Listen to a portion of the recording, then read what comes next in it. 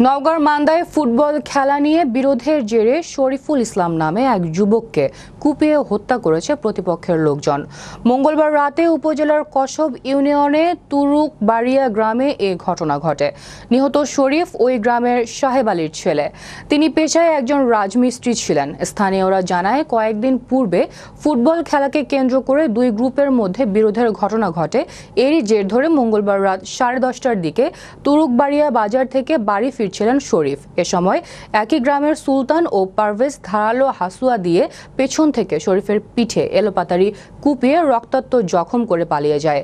পরে স্থানীয়রা তাকে উদ্ধার করে হাসপাতালে নেওয়ার পথে তার মৃত্যু হয়।